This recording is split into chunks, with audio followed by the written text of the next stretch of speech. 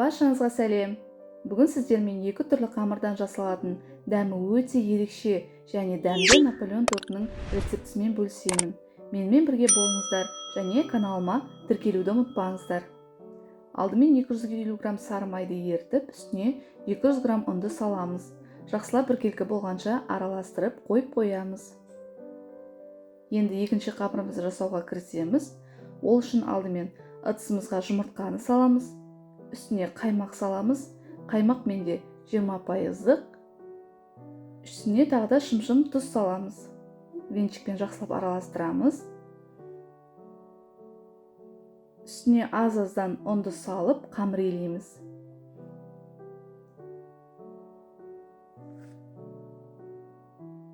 Міне біздің қамырымыз дайын болды. Осындай қолға жабыспайтындай қамыр шығуы керек. Кішкене ұн сеуіп, жаңағы екінші дайындағы қамырды оқтаудың көмегімен жаямыз.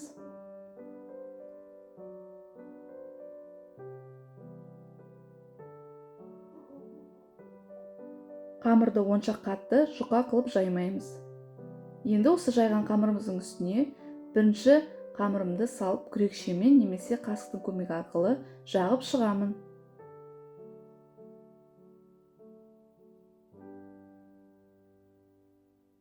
Шетіне қатты жеткізбей жағыңыздар.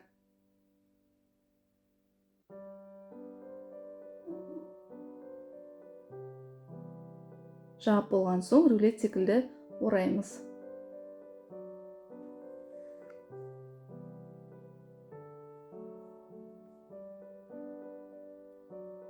Енді осылай беттестіріп, жаймен осылай қамырды басамыз. Қатты ұзақ баспаңыздар, себебі ішіндегі жаңағы жұмсақ қамырымыз шығып кетеді, немесе езіліп кететін болады. Енді осы қамырды целлофанға салып тоңазытқышқа бір түнге қойып қоямыз. 5-6 сағатқа қойсаңыз да болады.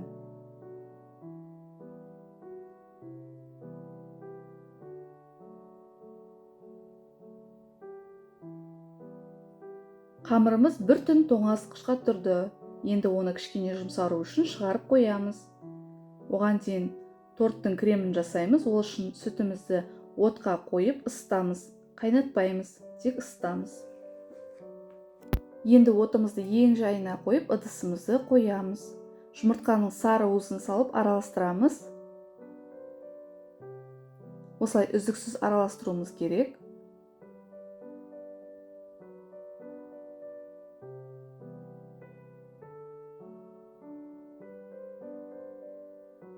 Ванилин қосамыз. Ванилин міндетті емес.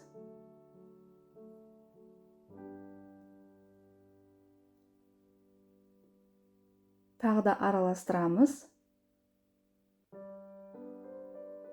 Isып тұрған сүтімізді аз-аздан құйып араластырамыз. Барлық сүтті құймаймыз.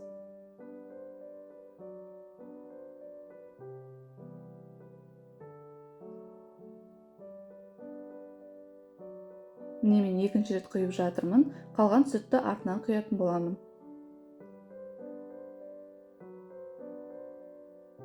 Енді крахмал саламыз. Картоп немесе жүгері крахмалын салуларыңызға болады. Сіздер өздеріңіздің қалауларыңыз бойынша, менде жүгері крахмалы. Жақсылап үздіксіз араластырамыз.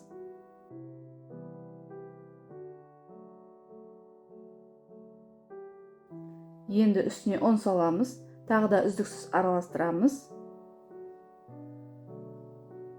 Жаңағы қалған сүтімізді аз-аздан құйып араластырамыз.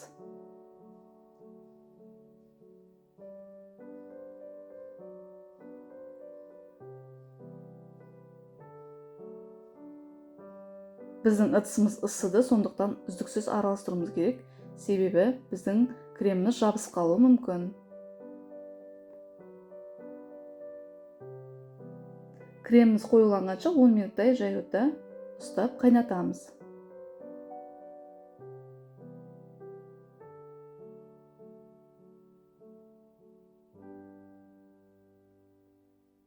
Міне біздің креміміз қоюланып жатыр.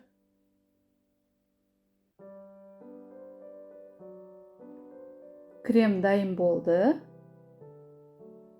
Енді осы кремді басқа ыдысқа құямын. Сонда крем тез суиды.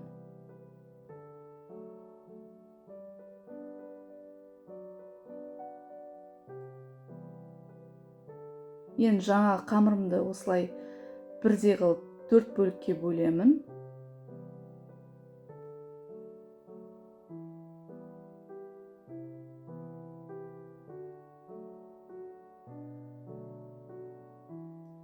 Содан соң ол 4 бөлікті 2 бөлікке бөлемін.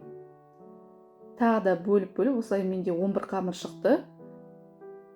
Әр қамыр бір 100 граммның көлемінде. Енді осы қамырды мен бірден пергамент қағазына жаятын боламын.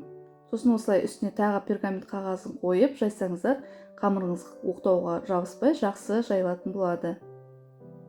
Енді кольцомен формасын кесемін. Кольцомды 20 диаметрге қойып алдым. Сонда менде 20 диаметрлік торт шығады.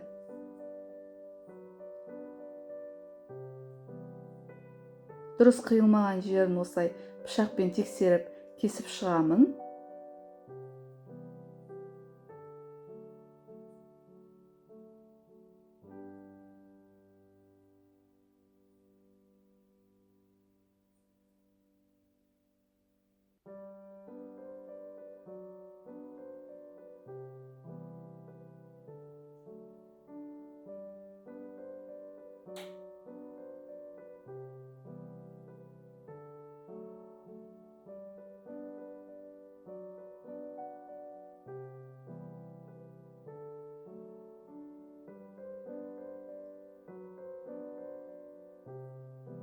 Содан кейін осылай шанышқының көмегімен әр жерден тесіп шығамын.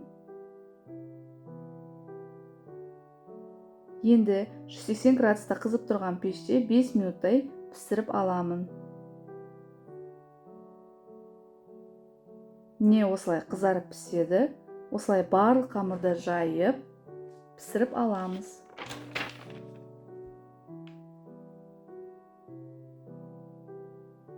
Енді жаңа суып тұрған қайнатпалы кремімізге жұмсақ сары майымызды салып миксерлейміз. Сіздер осы тортты басқаша кремдермен жасасаңыздар болады. Мысалы басқа қайнатпалы креммен немесе сгущенкамен, қаймақпен, не болмаса сливкамен жасасаңыздар болады. Өздеріңіздің қалауларыңыз бойынша. Достар, менің каналымда әлі де көп рецепттер болады, сондықтан соны жіберіп алмас үшін міндетті түрде тіркеліп, колокольчикті бассаңыздар, жаңа видео шыққанда уведомление баратын болады. Міне дайын крем осындай болу керек. Енді тортымызды жинап бастаймыз. Осылай коржымызды орналастырып, шамамен үстіне 2 ас қасықтай кремімізді салып, барлық жеріне жағып шығамыз.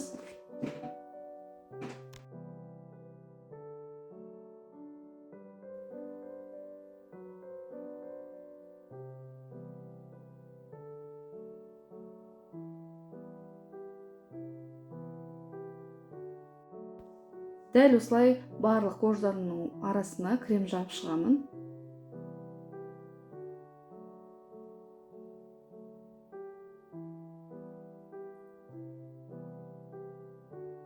Енді соңғы коржымды салып, осылай үстіне және жанына қалған кремді жағып шығамын.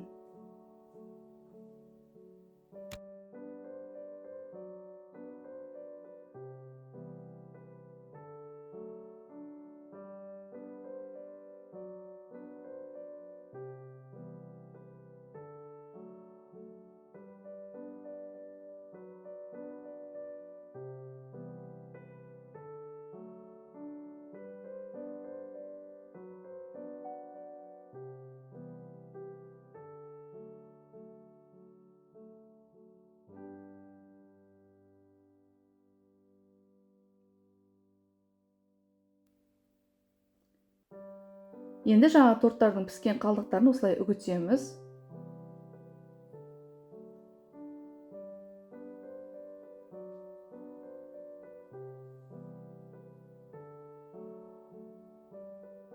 Қолмен немесе осылай оқтаумен үгітсеңіздер болады.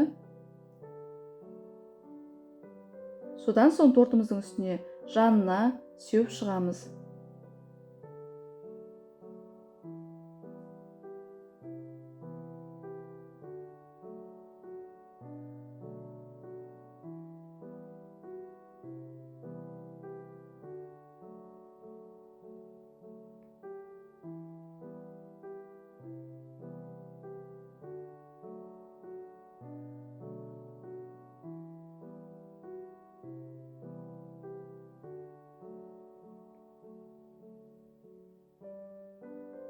Міне біздің тортымыз дайын болды.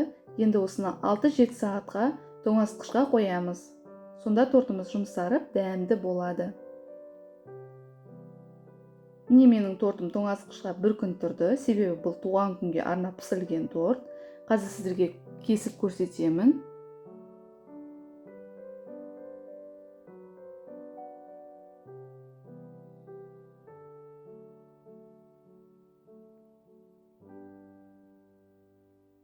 Міне қараңыздар, осылай биік болып шығады. Дәмі де енді керемет. Міндетті түрде осы ерекше рецептпен дайындап көріңіздер. Сіздерге міндетті түрде ұнайды деген сенімдемін.